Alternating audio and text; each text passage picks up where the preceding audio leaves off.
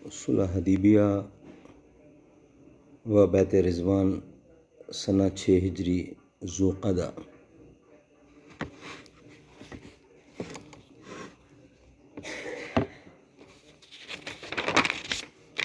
اردو زبان میں سرور عالم صلی اللہ علیہ وسلم کی سیرت پر جامع ترین کتاب سیرت النبی علامہ شبلی نعمانی رحمۃ اللہ، علامہ سید سلیمان ندوی رحمۃ اللہ، جلد اول،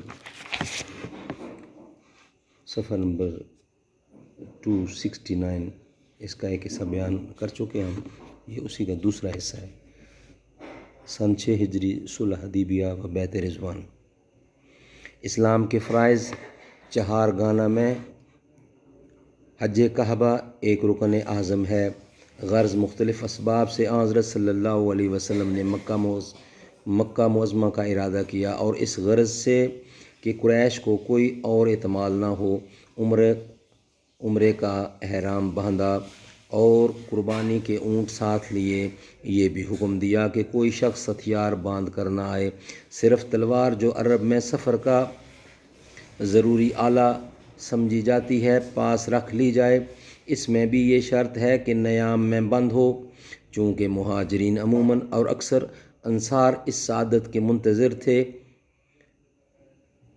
1400 شخص اس سفر میں ہم رکاب ہوئے۔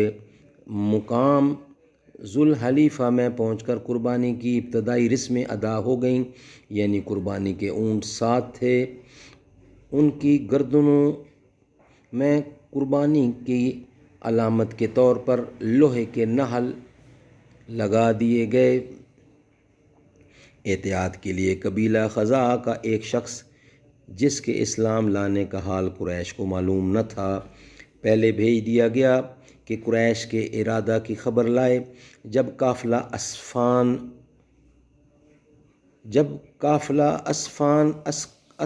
اسفان کے قریب پہنچا، اس نے آ کر خبر دی کہ قریش نے تمام قبائل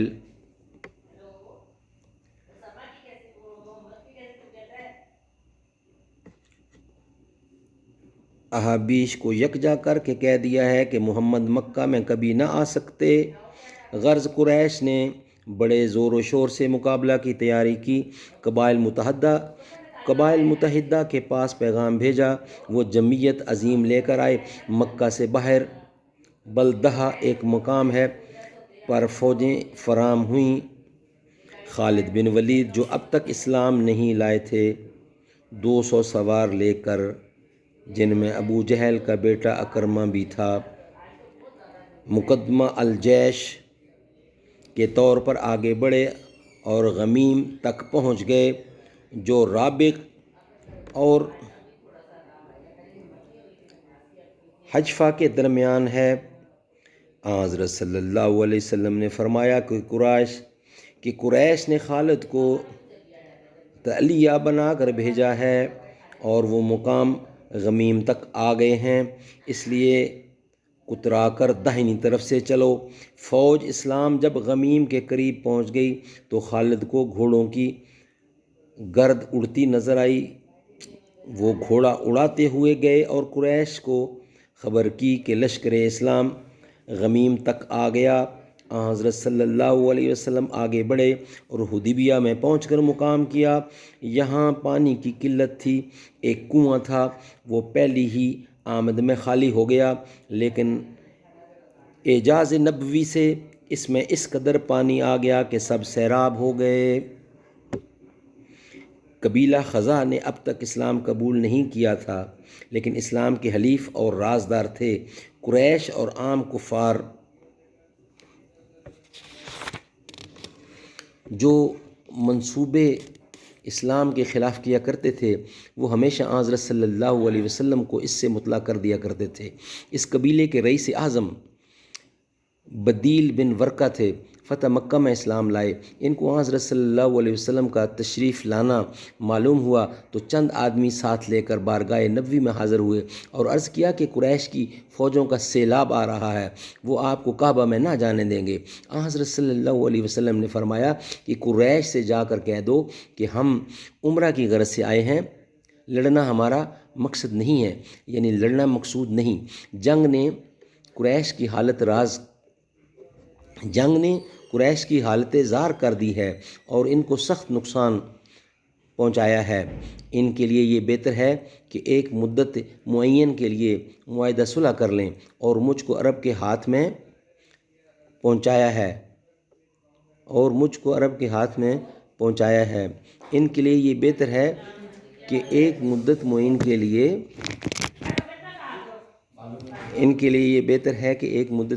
کے لیے معاہدہ صلح کر لیں اور مجھ کو عرب کے ہاتھ میں چھوڑ دیں۔ اس پر بھی اگر وہ راضی نہیں تو اس خدا کی قسم جس کے ہاتھ میں میری جان ہے، میں یہاں تک لڑوں گا کہ میری گردن الگ ہو جائے اور خدا کو جو فیصلہ کرنا ہو کر دے۔ بدیل نے جا کر قریش سے کہا کہ محمد کے پاس سے پیغام لے کر آیا ہوں، اجازت دو تو کہوں۔ چند شریر بول اٹھے کہ ہم کو محمد کے پیغام سننے کی ضرورت نہیں ہے، لیکن سنجیدہ لوگوں نے اجازت دی۔ بدیل نے حضرت صلی اللہ علیہ وسلم کی شرطیں پیش کیں۔ عروہ بن مسعود ثقفی نے اٹھ کر کہا، کیوں قریش، کیا میں تمہارا باپ اور تم میرے بچے نہیں؟ بولے ہاں۔ عروہ نے کہا، میری نسبت تم کو کوئی بدگمانی تو نہیں؟ سب نے کہا نہیں۔ عروہ نے کہا، اچھا تو مجھ کو اجازت دو کہ میں خود جا کر معاملہ طے کر لوں۔ محمد نے معقول شرطیں پیش کی ہیں۔ غرض حضرت صلی اللہ علیہ وسلم کی خدمت میں آئے، قریش کا پیغام سنایا اور کہا، محمد، فرض کرو کہ تم نے قریش کا استحصال کر دیا تو کیا اس کی اور بھی کوئی مثال ہے کہ کسی نے اپنی قوم کو خود برباد کر دیا ہو؟ اس کے سوا اگر لڑائی کا رخ بدلا تو تمہارے ساتھ یہ جو بھیڑیے ہیں گرد کی طرح اڑ جائے گی۔ لڑائی کا رخ بدلا تو تمہارے ساتھ یہ جو بھیڑ ہے گرد کی طرح اڑ جائے گی۔ حضرت ابو بکر کو اس بدگمانی پر اس قدر غصہ آیا کہ گالی دے کر کہا کہ کیا ہم محمد صلی اللہ علیہ وسلم کو چھوڑ کر بھاگ جائیں گے؟ عروہ نے حضرت صلی اللہ علیہ وسلم سے پوچھا، یہ کون ہے؟ آپ نے فرمایا، ابو بکر۔ عروہ نے کہا، میں اس کی سخت کلامی کا جواب دیتا، لیکن ان کا ایک احسان میری گردن پر ہے جس کا بدلہ ابھی تک میں ادا نہیں کر سکا۔ عروہ حضرت صلی اللہ علیہ وسلم سے بے تکلفانہ طریقے سے گفتگو کر رہا تھا، اور جیسا کہ عرب کا قاعدہ ہے کہ بات کرتے کرتے مخاطب کی داڑھی پکڑ لیتے ہیں، وہ رئیش مبارک پر بار بار ہاتھ ڈالتا تھا۔ حضرت مغیرہ بن شعبہ جو ہتھیار لگائے حضرت صلی اللہ علیہ وسلم کی پشت پر کھڑے تھے، اس جراحت کو گوارا نہ کر سکے۔ عروہ سے کہا، اپنا ہاتھ ہٹا لے ورنہ یہ ہاتھ بڑھ کر واپس نہ جا سکے گا۔ عروہ نے حضرت مغیرہ رضی اللہ کو پہچانا اور کہا، او دغا باز، کیا میں تیری دغا بازی کے معاملے میں تیرا کام نہیں کر رہا ہوں؟ حضرت مغیرہ نے چند آدمی قتل کر دیے تھے جن کا خون بہا عروہ نے اپنے پاس سے ادا کیا تھا۔ عروہ نے رسول اللہ صلی اللہ علیہ وسلم کے ساتھ صحابہ کی حیرت انگیز عقیدت کا جو منظر دیکھا، اس نے اس کے دل میں عجب اثر کیا۔ قریش سے جا کر کہا، میں نے کیس و کسریٰ و نجاشی کے دربار دیکھے ہیں، یہ عقیدت اور وارفتگی کہیں نہیں دیکھی۔ محمد صلی اللہ علیہ وسلم بات کرتے ہیں تو سناٹا چھا جاتا ہے، کوئی شخص ان کی طرف نظر بھر کے نہیں دیکھ سکتا۔ وہ وضو کرتے ہیں تو جو پانی گرتا ہے اس پر خلقت ٹوٹ پڑتی ہے، بلغم یا تھوک گرتا ہے تو عقیدت کیش ہاتھ لیتے ہیں اور چہرہ اور ہاتھوں میں مل لیتے ہیں۔ چونکہ معاملہ ناتمام رہ گیا، حضرت صلی اللہ علیہ وسلم نے حضرت خراش بن امیہ کو قریش کے پاس بھیجا، لیکن قریش نے ان کی سواری کے اونٹ کو جو خاص رسول اللہ صلی اللہ علیہ وسلم کی سواری کا تھا مار ڈالا اور خود ان پر بھی یہی گزرنے والی تھی، لیکن قبائل متحدہ کے لوگوں نے بچا لیا اور وہ کسی طرح جان بچا کر چلے آئے۔ اب قریش نے ایک دستہ بھیجا کہ مسلمانوں پر حملہ آور ہو، لیکن یہ لوگ گرفتار کر لیے گئے۔ گو یہ سخت شرارت تھی، لیکن رحمت العالمین صلی اللہ علیہ وسلم کا دامن عفو اس سے زیادہ وسیع تھا، آپ نے سب کو چھوڑ دیا اور معافی دے دی۔ قرآن مجید میں اس آیت میں اس واقعہ کی طرف اشارہ ہے۔